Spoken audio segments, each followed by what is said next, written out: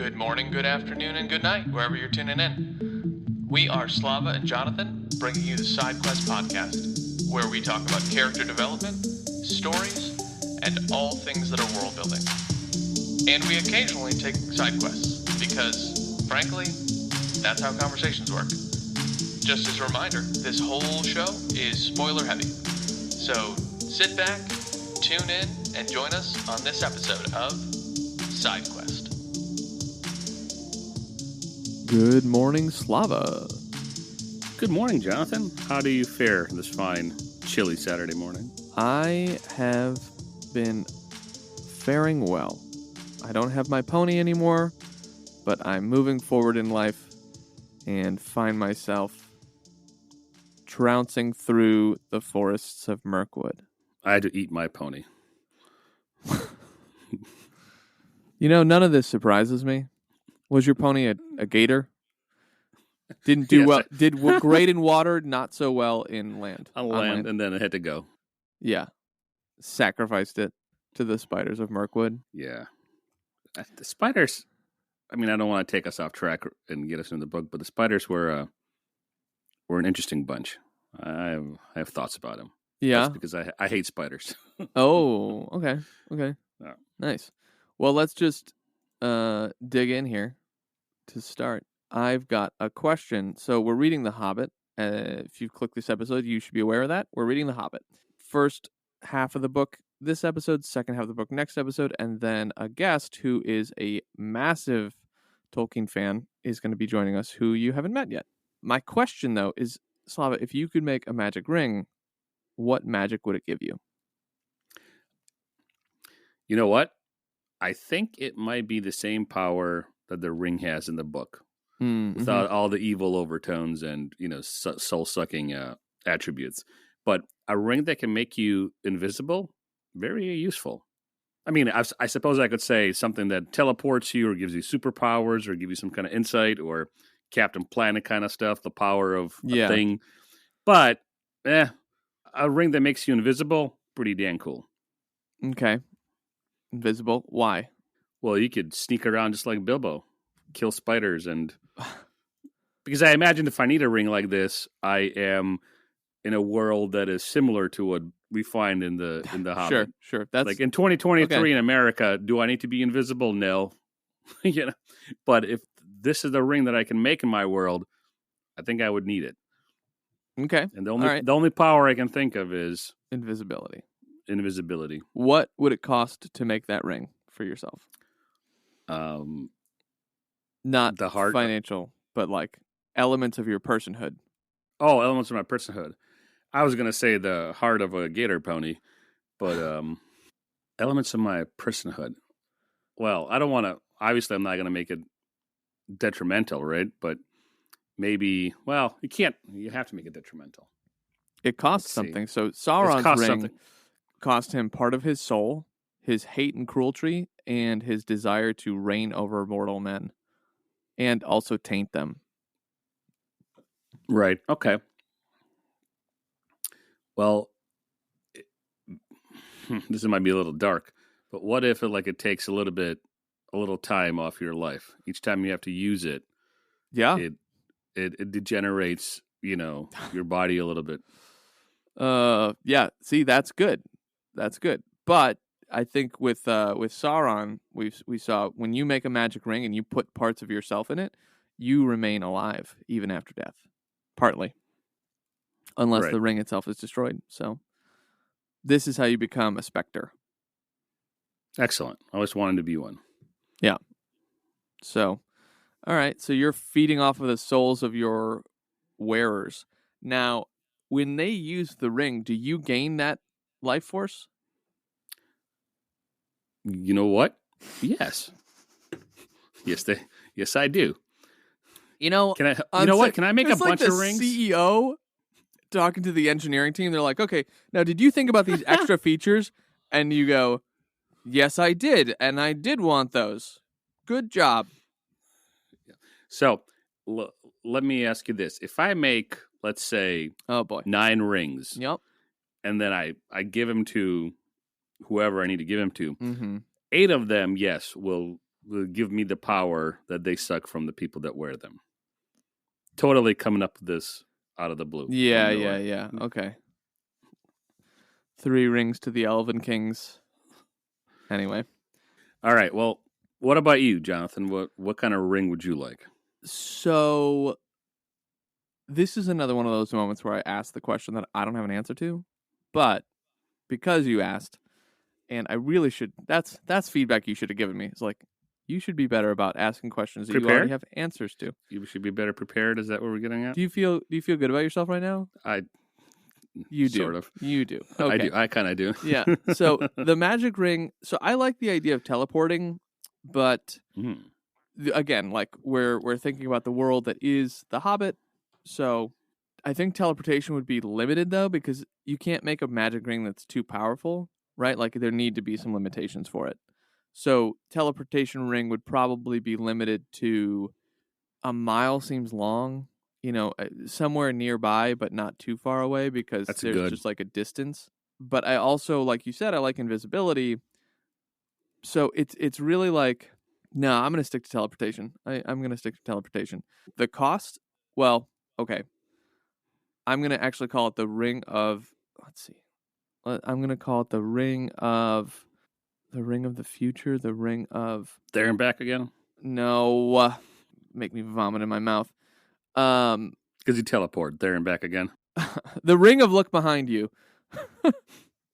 The ring of look behind you. Because if I have a ring for teleportation, which because of the limited range, I don't know what the range would be, but it'd be smaller, right? 2 feet. It would be, okay. It's the type of item that allows you to do really well in fights. It's the type of item that allows you to be somewhat sneaky and appear different places. So one of the things I would put in the ring is my acceleration for growth and change in one's own life. So when you wear it, you have an inability to rest because you're always moving forward in life, and it draws you to be productive. You don't have a cost. You have a plus benefit. What does it cost you? That ends up being a cost at some point where, like, how do I want to say this? So it alters your mindset for the next 24 hours, right? Where you have to keep doing work. You have to keep going. So you can't rest for 24 hours after use. So that's part of it. So, like, you're going to breed exhaustion if you use it too often. So each use, let's say you use it 3 times in a row. So that's 36 hours of no rest. How many days are in? How many hours are in a day, Slava? 60. Shut up. Time. You know what I mean. 24 plus 24 is 48. Add another 24, whatever that number is. 72. Yeah. That's how many hours you can't sleep? No, there has to be a parameter on it. But I do like the idea of doing 12-hour segments now that you made that mistake. So okay, so you use it 3 times. You can't for every sleep use, for 36 hours. There's a forced... Yeah, it's like coffee, right? Like, it's a shot of adrenaline that doesn't wear off for 12 hours because you're forcing your body from one space of time to another. It's right. Like this shot of adrenaline. So this ring is made out of meth. You ever done meth? No, Watch a lot of documentaries. I read a blog once. Anyway, all right, you salty adventurers, what would your ring be made out of? And what would be the parameters for your ring of power, acceleration? You want to wear my look behind your ring? Maybe I'll call it the ring of boo. Boo. That's a good one. Oh, man. Cool. Yeah. Well, hit that subscribe button so you never miss a side quest, because there is treasure that lies ahead on the second half of The Hobbit. That is true. Slava, why don't you give us the old book and author overview? Yes, sir.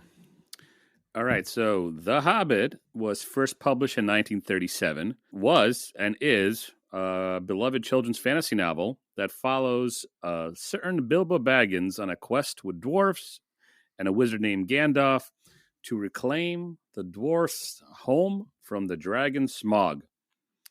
Bilbo's journey in this book emphasizes themes of personal growth and heroism as he transformed from a timid hobbit to a brave adventurer and slayer of spiders.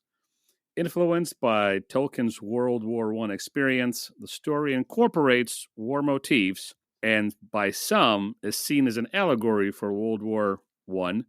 However, the author denies this and expresses the utmost disdain for allegory, and we'll go with him on it. So I think, sure, everything influences an author, maybe, but he didn't write an allegory. We'll go with that. The Hobbit, interestingly, was born while grading papers. Tolkien recounts that he impulsively wrote, "In a hole in the ground, there lived a hobbit," on a blank page of an exam book. And that was part of something he did with his kids. He would tell them stories that were fantastical, that involved dwarfs and hobbits and all the like. And then he writes this and kind of puts it away, and the story is born. The Hobbit is a timeless classic with imaginative world building, exploring themes of courage, loyalty, friendship, and duty, and Bilbo's love of home and family and peace. We'll get into that when we talk about themes. It's told from the perspective of an omniscient third-person narrator who sometimes addresses the reader directly, which I liked a lot. And The Hobbit was very successful as a children's book, and for the next 12 years, after 1937, Tolkien worked the Lord of the Rings trilogy, which was published in 1954, and he had to rewrite one chapter, specifically the chapter with Gollum, to kind of fit the new narrative, the new story that was being written in the trilogy. All of these books became international bestsellers, and Tolkien became a renowned literary figure.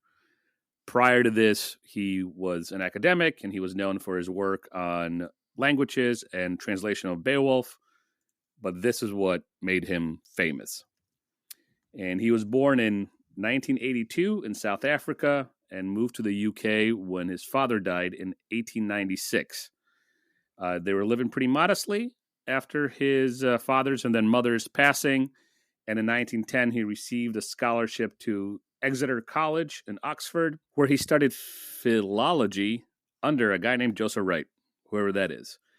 He got engaged pretty quickly. After that, he went to war. He came back. He completed his degree, and his grades and his academic work pretty much secured him an academic career. And while he was doing that, he met C.S. Lewis, formed the Inklings, a group of like-minded friends who met for conversation, drinks, and shared readings from their works. Tolkien's success as a professor was seen in his influential scholarly publications, including Beowulf, as I mentioned, The Monsters and the Critics, and English and Welsh. And then he obviously did other academic stuff, as academics do. But what he's known for, what we know him for, is The Hobbit and the Lord of the Rings trilogy, which are fantasy adventure novels. And Jonathan, why don't you give us the plot for part one, and we'll get into it. Sounds great. So it starts off on a very good morning, as Bilbo would say. And then Gandalf would retort, "Is it a good morning, or do you just wish everyone a good morning?" I'm paraphrasing, but you get the idea. They get into a little tussle, and Gandalf, in retaliation, marks up his beautiful wooden front door as an invitation to all the dwarves who are going to slowly berate and invade Bilbo's home. I'm not going to read you the whole book. I promise. So anyway, Bilbo agrees to go on the journey with the dwarves, and they find themselves dealing with some trolls and then mountain storms and giants, and then they're overrun by goblins because they stepped on the goblins' front porch and they lost their ponies. And while the goblins are dealing with the dwarves, Bilbo gets lost because dwarves apparently are really good at losing things. Side note, the dwarves are written in a way that they sort of represent the Jews. Tolkien writes about this in one of his letters. Anyway, you find that while I finish up this plot summary. While Bilbo's lost in the goblin cave, he plays Riddle Me This with a feral being, and by the hair of his toes, wins a guided tour out of the mountain. I use the word guided in quotation marks, but anyway. The group of adventurers ends up reconnecting outside the goblin cave, where they were deciding, much to Gandalf's reluctance, whether or not they were going to leave, and Gandalf retorts, "We're not leaving, Bilbo. We're going to either find out if he's dead, or we're going to rescue him." And then Bilbo goes, whoop, boo, I'm here. And then they head to Bjorn's house, which is the skin changer. If you're familiar with Dungeons & Dragons, he's a druid where he can change his form as needed, and he tends to take the form of a bear, and he roams around his forest and takes care of his animal friends. Once they've had a little R&R at Bjorn's house, they continue forward to Erebor, the Lonely Mountain, where Smaug lives. But before they get there, because they're still not really that close, they have to pass through Mirkwood. The Mirkwood forest is currently infested with a deep magic and a lot of spiders. And I say a deep magic because when you dip in the river, you fall asleep. When you go off the path, you get lost.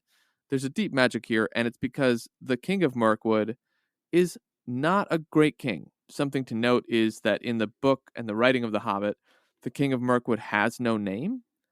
But based on just simple logic lore from The Lord of the Rings, Legolas is the son of the Mirkwood king. So it's also funny to note that the Mirkwood elves are described as not being farmers, not doing merchant trades, and simply find their luxuries and comforts and things. He doesn't use the word comforts, but they like gems and gold and whatever. And then they try to stiff the dwarves, which is partially where this rift comes from between dwarves and elves. Anyway, just a bunch of random Tolkien facts here for you, and The Hobbit. So after they get through, or they're in Mirkwood, they have a tussle with some spiders. They find themselves captured by the elves of Mirkwood and thrown into prison, where Bilbo again needs to save them to help them continue on their journey. And it's noted also in, I think, chapter 7 or 6, where they take note that Bilbo is actually quite helpful in keeping them safe. So I think it's actually chapter 8, but don't quote me on that. Anyway, the dwarves end up starting to like Bilbo instead of thinking that he's just a liability. So that is part 1 of The Hobbit, because we've split this into a couple different episodes, so we can have some time to talk about it. Did you find that quote from me, Slava, from the Very letter? good. Yeah, I did. So bear with me. Here's how we're going to break this up. There's a Wikipedia article that states this without any doubt, that dwarfs are the Jews, and their warlike nature are elements of the Jews in the Hebrew Bible and their conquest of Canaan. Yep. Now, that's great. Wikipedia is Wikipedia, so we take it with a grain of salt. But if you go to the Tolkien Society webpage, you can find an article by Zach Kramer, and the article is called Jewish Influences in Middle-earth, and I'm going to read you a few portions of it, really, really small portions. Knock it out of the park. Go for it. Tolkien's relationship with the Jews and Judaism is complex and intriguing. It is also, I hope to show in this article, important for a complete understanding of the legendarium of Middle-earth. Midrash is at the very heart of the legendarium, and there are Hebrew components in the languages of not only the dwarves and men, but also of the elves. Tolkien's mythology has been shown to have Nordic and Anglo-Saxon roots, Catholic themes, even a Persian influence, but there's also a Jewish presence in Middle-earth. Jews and Judaism are not mentioned directly in the 1941 letter that you mentioned. The Jews are, however, mentioned in 2 earlier letters from 1938. Tolkien's publisher, Allen and Unwin, was planning a publication of a German translation of The Hobbit. It seems that the German firm had asked for a statement of the author's Aryan origins. Oh, right. And he tells him to bugger off, basically. Yeah. I love Tolkien. Yeah. So this is where the complexity comes in, and I think the charge of anti-Semitism doesn't stand at all. Then, if we move further down in the article, Kuzdul, if I'm pronouncing that right, sorry to Tolkien fans, the language of the dwarves mimics Hebrew with its guttural consonants, triliteral roots, and typical constructions. To give one example, Gimli's battle cry at the siege of Hornburg is Baruch Chazad, axis of the dwarves. Baruch means bless in Hebrew, and Gimli's war cry recapitulates the traditional form of the Jewish blessing. Orthodox Jews can be heard saying Baruch Hashem. many, if not hundreds of times a day. It means something like bless or thank God. Okay. In You an want to correct interview, them on that, or not hundreds of times a day? That's no. But okay, Kramer maybe read a Wikipedia article on how Jews pray. In an interview with BBC in 1965, Tolkien clearly stated that Khuzdul is intended to sound Semitic and that this language family was, in his mind, associated with Jews. Quote, but the dwarves are, of course, quite obviously, couldn't you say, they remind you of the Jews. All their words are Semitic, obviously constructed to be Semitic. In a letter to a woman named Naomi in 1955, Tolkien wrote, I do think of the dwarfs like Jews, at once native and alien in their habitations, speaking the language of the country, but with an accent due to their own private tongue. So there you go. Yes. The answer to the question is yes. Dwarfs are supposed to be reminiscent, at least, analogous to some degree, to the Jewish people. There you have it, folks. Also, if you go and find the actual letter, Tolkien, if I remember correctly, does tell the Nazis to piss off, basically. Hold on. So Tolkien made it very... Okay, here. Before moving to the subject at hand, however, we must first consider the larger subject of anti-Semitism, which cannot, unfortunately, be entirely ignored in our context. Tolkien made very clear statements against racism and anti-Semitism in letters from two different occasions. In a letter he wrote in 1941 to his son Michael, who was at the time still a cadet in the Royal Military College in Sandhurst, he complains to Michael of a personal grudge against Hitler he calls a burning private grudge. And he says, against that ruddy little ignoramus out of Hitler, running, perverting, misapplying, and making forever accursed, that noble northern spirit, a supreme contribution to Europe, which I have ever loved and tried to present in its true light. So he thinks Hitler is making a mockery of the German culture, German ancestry, German peoplehood. Mm-hmm. Right? Mm-hmm. Anyway, that's your little tidbit on Tolkien. He was definitely an ally in the World War II narrative. So, for sure, that is the case here. Now, Slava, with your really intentional note-taking, did you have any highlights you wanted to share with us in the first 9 chapters? Definitely. We can start with chapter 1, which is, I think, a good place to start, right? I was really hoping for like doing odds and then evens. We could do that too. That'd be fun for like the audience. A layer cake.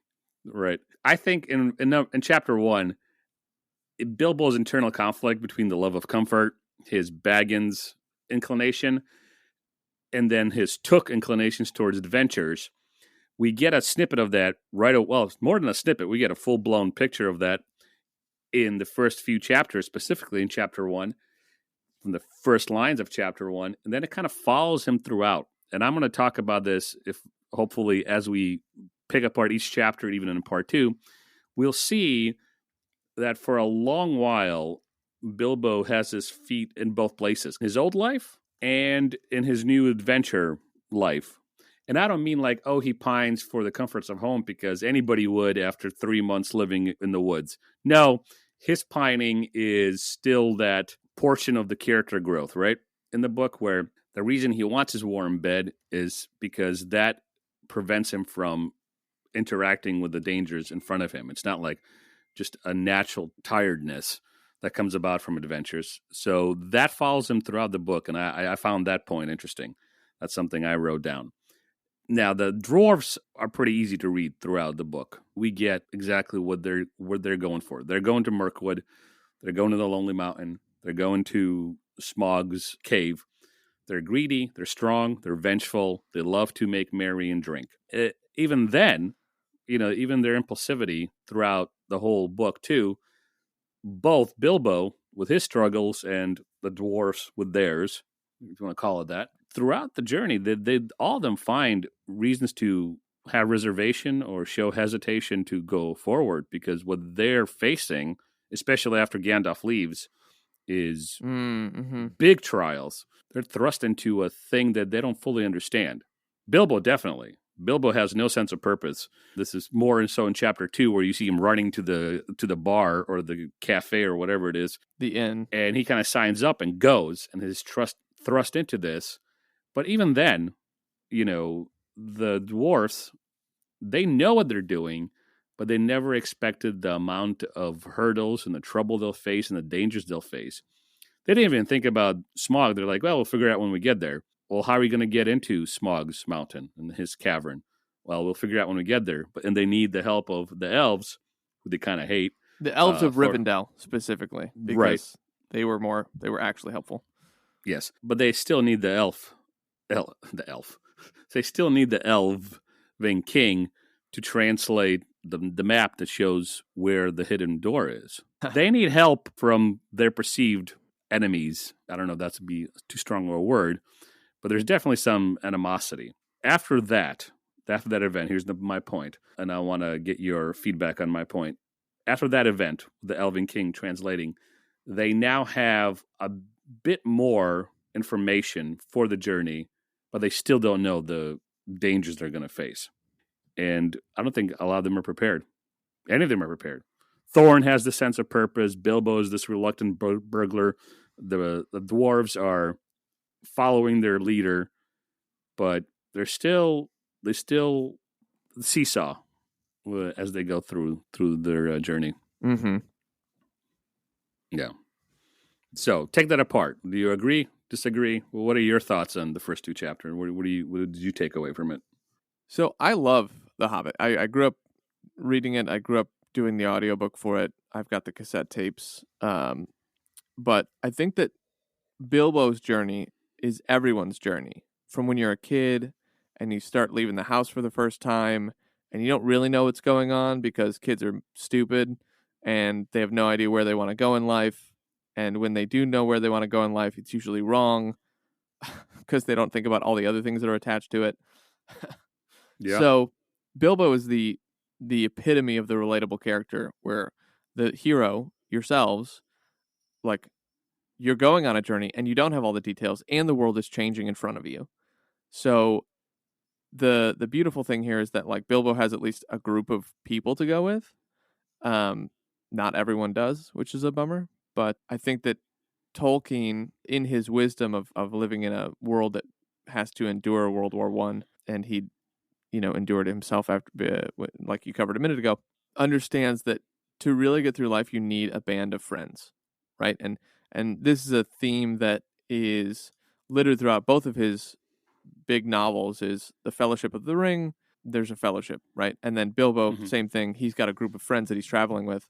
And I think that there's actually a lot of wisdom that can be pulled out of something like this, where, yes, it's a fun fairy tale. Yes, it's a fun adventure story, but there's actually quite a bit to learn from books like this. Similar to like Aesop's fables or stories from any sort of mythos. There's always lessons to be gained in how we live our lives. And I think I've mentioned this in a previous episode, I actually use books almost as therapy, where it's like, okay, I'm going through X, Y, or Z in life, and this character is going through something similar. What do they do? Does that seem like a good decision for me or a bad decision in some sort of relatable form? That's kind of my practical thoughts. Oh, I didn't even mention Gandalf as the guide. All of us need a guide. We walk through life, and sometimes it's a mentor, sometimes it's a friend who just kind of points the next direction based on where we're at. Having someone guide you to, and then hopefully through, the different obstacles that we face in life is deeply important, because in today's world, like, everyone is super disconnected. They don't have a fellowship. They don't have good friends. The friends that they have are probably not even friends. They're just people who are there hoping that they stay in the same hovel that they live in so that no one else is better than them, because down with the man and down with, like, people who are successful, and no one should ever get out of this little dark cave of a hole, to quote Plato's Republic. Or, yeah, is it a Republic? Republic. Yeah. No, the cave. Is it in the Republic? It's a cave. It's a cave. That's, mind blank. So, yeah, like, assess your friends. We talked about this in the episode with Spencer a while ago, where it was like the episode on friendship from Black Flame. It's like, you, and people hear business folks say this all the time, you will be the average like person of your friend group. And if your average friend group is like just drinking every day, you told me a story a while ago where you used to have this friend who just used to drink all the time. And that's all he did. And you knew when you went out to hang out with him, like you were going to drink. And it's like, cool, couple beers here and there, fine, no big deal. But you told me he was going like 16 deep or something like that. And you were like sipping slow and still going 4 or 5 deep. And it's like, is that what you want to do for your health and like where you're going forward? And it doesn't mean you don't have a beer with a friend every once in a while, right? Like, but it does mean if that's the only thing you do, is this person really a friend? So anyway, I went like super practical / philosophical in terms of like friendship, but I think that these are important things that we can learn from Bilbo and the dwarves and Gandalf. Where and I everyone should pause and just go reread all of Gandalf's lines when the dwarves are like, "Who's this burglar? We don't like him," and Gandalf's like, you don't yet know what Bilbo is going to provide for this journey, and it will surprise you and it will surprise him. Like, this should be how you live your life. You might not have it all figured out yet. I'm on my soapbox at this point. You might not have it all figured out yet, but surprise yourself. Do the right thing sometimes. Gandalf knew that Bilbo was called to this journey, and Bilbo, when he saw the dwarves in peril, he didn't have to save them, but he said, "You know what? I got to do this," and he stepped into it, and it was hard and it was scary, but he took courage and he did it anyway. So like, listen to Gandalf's words, let them apply to you, and be like Bilbo. Do it in the midst of fear anyway. Absolutely. Something you said really resonates with me is reading books like therapy. When I was a kid, books were therapy to me. Yeah. Now, most of them, if not all of them, were horror books because I read R.L. Stine, Christopher Pike, young adult horror, Stephen King, Dean Koontz. But I remember following the characters and seeing how they reacted to obstacles and situations, and not only finding solace and kind of a therapeutic element to the immersion in the story, but also finding out, oh, maybe I should do this. Because in the absence of a father and being tethered to an abusive single mom, I had to figure out a lot of things on my own. Mm-hmm. So fiction, even Stephen King fiction and even young adult R.L. Stine fiction, not that it was a replacement for some adult figure, but it did help not only the therapy that you mentioned earlier in your comments, but with your conclusion that sometimes going to literature is helpful because that's where you can find what's the word I'm looking for? You can find not advice, but you can find I'd say solace. Solace, and there's a word that I'm looking for, and as usual, because I'm recording, it's fading away from my brain. I don't want, not guidance, whatever is softer than guidance. Like you can look at it and go, oh yeah, that makes sense. It is applicable to my life. Big picture wisdom. Yeah, something like that. Yes, that's good enough. That's good enough. So I resonated with what you said. Yeah, I think that. Okay, well, might get crucified for this one, but I think part of the downfall of society is that we don't read anymore. Well, I don't think you'll get crucified. You might get a mean tweet, but yeah, I think we don't read good literature anymore. That doesn't mean in your off time you can't read whatever the crap you want to read, but there are objective, good things out there in the literature world. Pieces of work. That's what I mean by things. And it goes back to what Jess said in Survivor Part 2, is we've lost the ability to judge things objectively and say, this is a good poem and this is garbage. Now, you shouldn't be ridiculed for liking the garbage. Because for me, I like 80s pop. And in the long history of music, 80s pop is great, but it's not mind-altering or it's not history-changing. But I like it. But if all you listen to is 80s pop and you can't listen to something classical or even some of the storytellers out of the 60s and 70s, like Peter, Paul, and Mary and the Jewish guy, who I should know, Wow. The Jewish guy. One of my favorite 70s, 60s kind of singer-songwriter. Bob Dylan? Bob Dylan, thank you. Like, you have to listen to that too. Beethoven, Bob Dylan, and maybe Pat Benatar. So there's some things that are better. I think, not to denigrate Pat Benatar, because I love me some Pat Benatar, but the stories that the songs of Bob Dylan's, the stories that those tell, I think I'm safe to say are a lot better than any story about love lost and, one night stands and, yearning for whatever attention from whoever that an 80s pop song delivers. I can still enjoy it. So I think you're right. You're on the phone with your girlfriend. She's upset. It's a little different from, you got to serve somebody. Hey, You got to serve somebody. And if you don't get either of those references, you should probably go listen to some music. Yes. But anyway, why don't we move forward in the story? Because we move into chapter 3 now.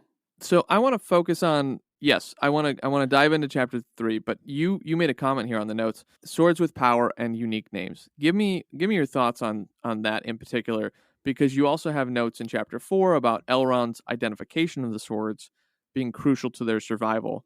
These are the first magical items that we see. And I just want to know, like, what drew you to make this comment? Like, what stood out about them that you were like, oh yeah, this is crucial to their survival? I think I know, but let's just chat about it. Right. Okay. Well, the first one in chapter 3, swords with power, unique names, that stood out to me because in my research of Tolkien and some of the analysis that I read from the Tolkien Society about the book, this probably stems from his work with Beowulf and being in Britain, King Arthur. This is just one of those things that seeped through the authors he was writing it, or maybe it's very purposeful. But swords given to a hero that have a special name and a special purpose that help the hero of the story defend himself, beat the evil, conquer the evil, defeat the evil. And I think it's a literary device, and I think it's interesting. That's why I made the first note. Now, the second note, in chapter 4, Elrond's identification of the swords is crucial to their survival, meaning the teams, the travelers' survival. I think now it will get more in-world explanation of the magic. So these swords, made by elves, they have special names, and they have special and unique abilities, and they serve a purpose. It's sometimes very particular, to kill goblins, to alert the traveler to goblins, stuff like that. So this is one of the reasons you talked about Elrond identifying the swords. This is one of the reasons why the Rivendell elves are better than the Mirkwood elves. Fight me. Elrond doesn't demand these swords back. He's just like, wow, these are, old and powerful. Good job finding them. Carry on your merry way. But you mentioned something a moment ago, and I was kind of setting you up for this, but we're going to go on a little side quest here and talking about Beowulf and the Hobbit. So, for anyone who's unfamiliar with Tolkien, Tolkien was a huge fan of Beowulf, and he even went as far as, and you mentioned this briefly as well, making his own translation of the original copy of Beowulf. Now, I'm not going to cover all of the similarities. It's fun to go look up, but I'll cover just a couple details. The Hobbit it's not a one-to-one with Beowulf, but it's pretty damn close. Beowulf has a dragon, the Hobbit has a dragon. Both dragons were killed by not main characters in the stories. Both dragons were guarding treasure. Both dragons wanted to fight the person who stole from them, and that person roused their anger. The Goblin Cave was made to be similar to Grendel's mother's home, being pitch black and dark. Another similarity was in the dying breaths between Thorin and Beowulf. They aren't afraid of death, but they embrace it, and they, during their funerals, are buried with piles of treasure. So, even to the point where the thing stolen is a cup or a goblet, there's just so many. If you dive into it, it's really interesting to see what Tolkien did, where he was like, look, I don't have to reinvent the wheel. I love this book. I'm going to make my own version of that book. That's the short side quest that I wanted to go on with Beowulf and the Hobbit.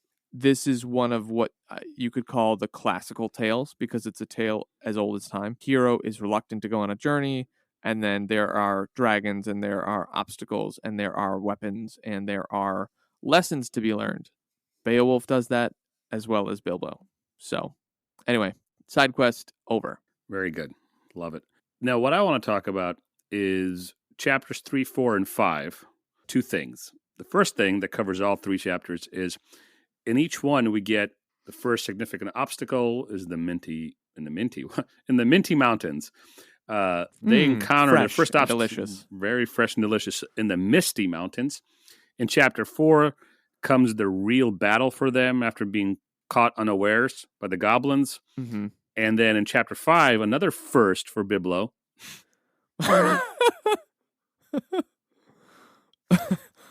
Now, another first for the bimbo. No, audience. So I misspelled Bilbo as Biblo, and I read it as a... Okay. So he finds himself alone, confronting an unknown danger. And then he meets Gollum, who I believe is masterfully introduced, second part of that. But back to the first part. He meets Gollum, and he has to defeat Gollum, and he has to traverse these caverns. And, you know... Well, that's it. Let's not get too carried away. Those things I find fascinating. I thought Tolkien did it really well because there's a little bit of a buildup. So there's the obstacles of the Misty Mountains. The farther they go from home, the more treacherous their journey is. And they get the slight reprieve in Elrond's home. They get those swords. Elrond's translation does give them much needed information. Then they get to where they're going, or they get on the road to where they're supposed to be going with this new information. Boom, another first, Battle of the Goblins. And all that happening, Bilbo finds himself alone, confronting an unknown danger without the wisdom of Gandalf and without the companionship or the fellowship of the dwarves, who at this point, they still kind of don't trust him, but it's better to be with them than to be alone. Mm-hmm. So we see him growing. He's starting to use his head. Well, that was always there, but now he's forced to do it. Instead of just smoking his pipe on the porch, he now has to use his head to defeat Gollum. He does that. He finds out the ring's power. He hasn't mastered that yet. I think that comes in chapter 6. But he finds the ring's power and makes a first on the positive end. He defeats Gollum and gets out without the help of Gandalf. And yeah, he builds confidence in the fact that he right. did it himself, basically. Yeah, absolutely. Now, Gollum, what'd you think of his introduction? Because I thought he was really well introduced, and I'll get into why, but I want to hear you first. What'd you think of how Gollum was introduced? I think that I've read the book too many times for it to stand out to me anymore. And it was actually something that I wanted to ask you about because I saw it in the notes, is what about his introduction stood out to you? Like what? Because it was so stark. That's the best word I can come up with. Because you get this character who talks baby talk, talks to himself, is obviously evil or at least a bad guy, and he lives alone. He lives on an island within this massive mountain. He lives in an island. He has the dangers of the goblins, and he is fully immersed in himself. That's the best way I can say it. And he is a monster. And you don't know why he's a monster. Now, I know why he's a monster because I read all the books.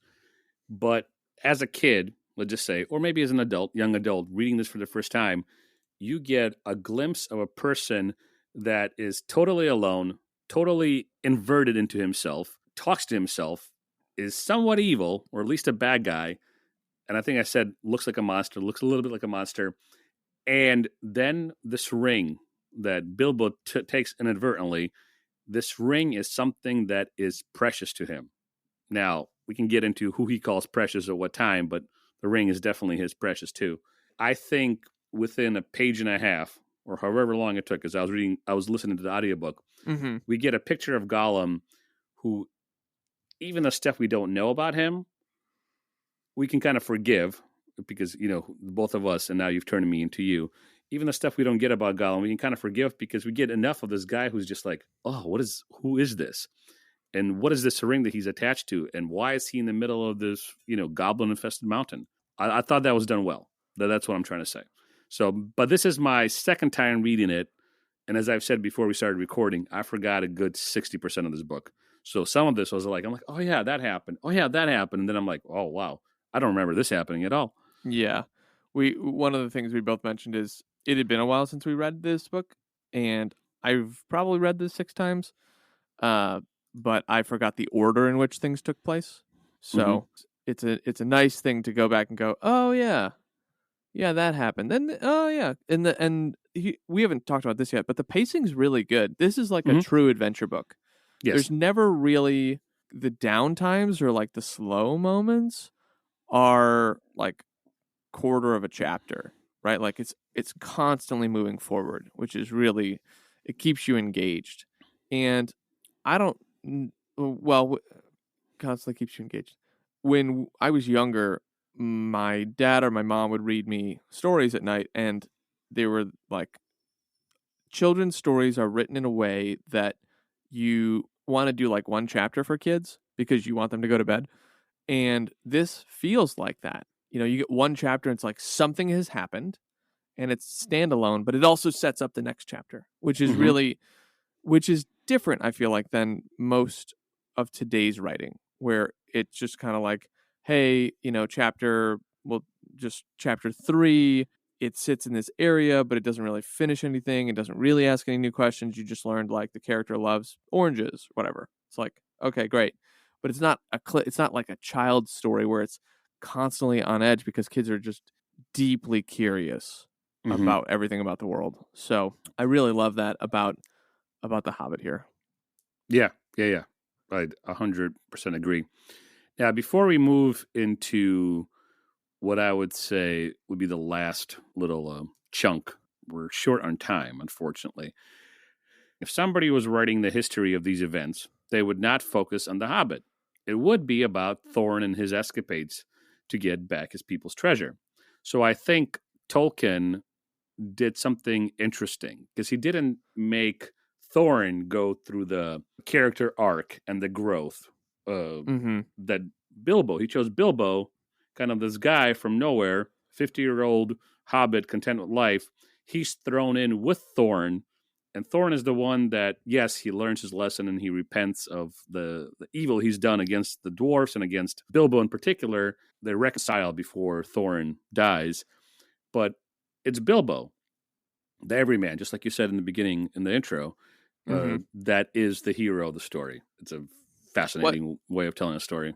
I think that's one of the reasons that this book took off. And I can't prove this. I haven't done the study and I haven't done the research. But when you have a main character that is relatable, the everyman, it captures an audience differently than Thorin, Prince of Thrain, son of Thrall, going to reconquer. Like, that's fun. That's a good story too.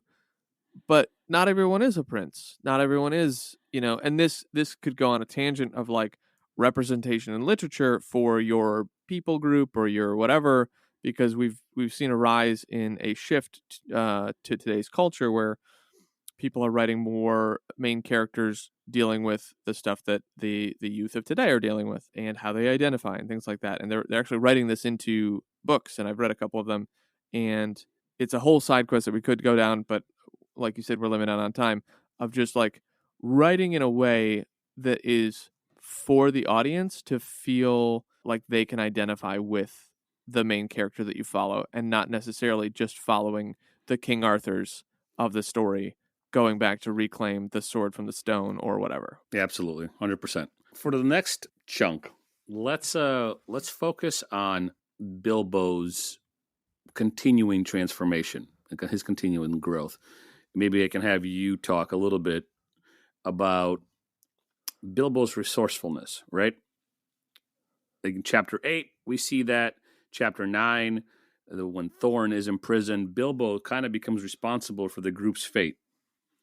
And he just takes that upon himself, and the dwarfs don't seem to mind, right?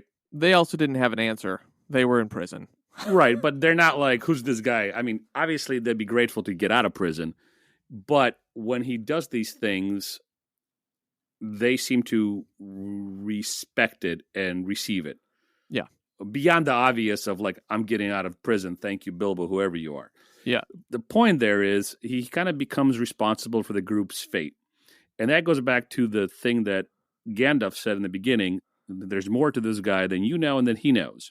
In the midst of all this danger, with the spiders, with the elf imprisonment, everything, even him going all, John Wick on the spiders, it's awesome. It's this guy, Bilbo goes John Wick on the spiders. It's amazing. It's great storytelling. It's a great part of the book. That's chapter 8, 9, and 10. I think he shows bravery. He shows cleverness.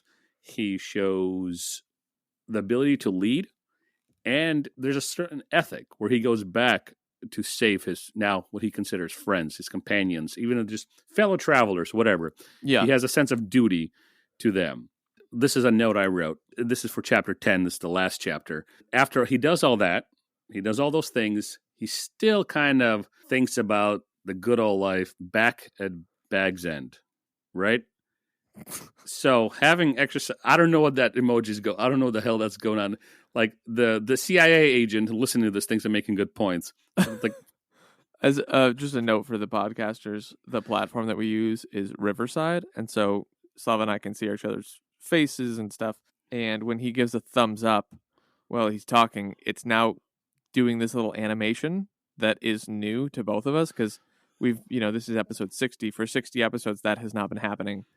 But now, or 59 episodes, that hasn't been happening. But on the 60th here, it is happening. So we just keep getting thrown off because it lets him do a thumbs up, but it doesn't let me do a thumbs up. And I'm not really even doing a thumbs up. I'm just using my arms to talk, and they're sort of in a thumbs up position.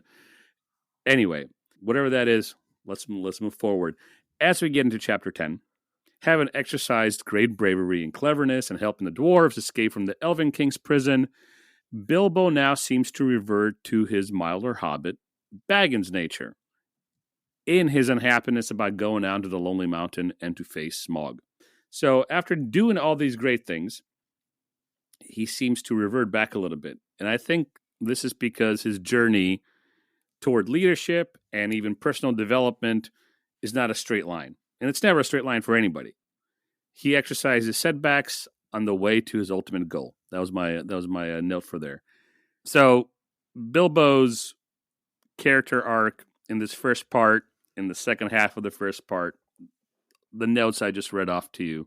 And this is granted your sixth time reading it, but think back to maybe the third time reading it, maybe a little bit older. The character arc of Bilbo here, like, am I off base? Like, what do you think of it? Like, what was your takeaway as you read it? Well, my third time reading it, I think I was probably in high school. That sounds about right. Maybe just after. And I was an idiot because I knew everything.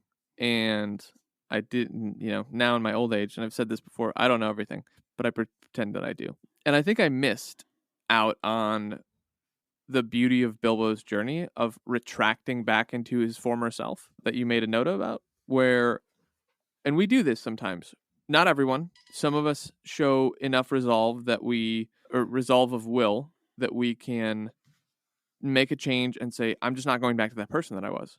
And that's really good. And I encourage you to do that if you can.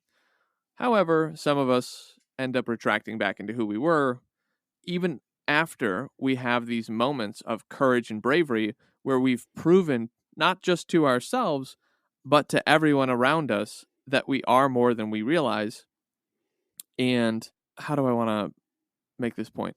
I think I would say this. Even though Bilbo had just done a series of feats through the first 10 chapters, choosing to go is a feat in and of itself as well. He didn't step back and reflect on the progress that he made. There's a guy that I like named Alex Hormozy, and he said, you don't overcome imposter syndrome, which I would say Bilbo fits the bag, pun intended, here. You don't defeat imposter syndrome by shouting affirmations to yourself in the morning. You beat imposter syndrome by stacking up an undeniable amount of evidence to fuel the confidence that you need to overcome it. And the thing is, Bilbo has done that. He's done that. He did it when he left the house. He did it when he was with them riding along the journey and freed them from the trolls. He did that when they were hiking up and got captured by the goblins. Like, he's done this time and time again, and he just did it again in the Mirkwood Elves prison. He forgets, and we all forget sometimes too, like what we've been through, because it's usually pretty impressive when you start telling the story to someone who doesn't know you, right? Like, if this is your first time reading, you're like, wow, Bilbo did all those crazy things. We need to have friends who remind us, hey, you can do this. Do you remember when you did blah, blah, blah? You know, hey, you can do this. You showed me that you did this other thing that was much harder than, you know, you walking up to a girl to see if she wants to go out with you, to hark back to your Slavic dating tendencies and encouraging the people to do different dating tendencies. Like, you have evidence that you are capable of much more than you realize. And frankly, people forget that because they want to run back to their hobbit holes and be comfortable. So, yeah, I agree 100%. Because when I look back in my life, like just career, like talk about the career, I have achieved I think a pretty great deal. Where I am at now in my career is leaps and bounds at what I was 10 years ago. And that's normal. That's supposed to be that way. But sometimes kind of in the mundane, you know, throes of life, if throes can be mundane, you forget that. And all of a sudden you look back and you're like, oh, wow, I have achieved a few things. You know, they're not just throwaway things. And I think what this guy, what's his name? Biblio. Oh, no. Alex Hormozy. Yeah. His statement about stacking up the evidence is very apt. That's spot on. Spot on. Because we've all dealt with imposter syndrome at some point, even if it was when you were a kid and then you became the popular sports player on the team and now everyone looks up to you. Sure. But there was a point where you felt like, man, I don't know if I'm really like this guy. I don't know if I'm the you know, this imposter syndrome like haunts people. So yeah, it does. Yeah. Absolutely. Well, I think this is a beautiful place to end part 1. And in part 2, we'll tackle chapters 11 through the end and look at some themes. Or maybe we'll save the themes for when your friend's on. That might be the thing to do. But we'll definitely go through the rest of the book next week. And we also want to talk about motifs next week. So that's right. We talked about that, but we didn't even get into it. That could be a good thing. And if we just go too much into the plot next time, we can do motifs on the third time. This is true. I think if we make the second part or the third part a little bit longer to really dig into these things, that'll be okay. But for now, I think we are done, good people. The good people. All right, folks. Do us a favor. Smash that subscribe button so that you never miss a side quest.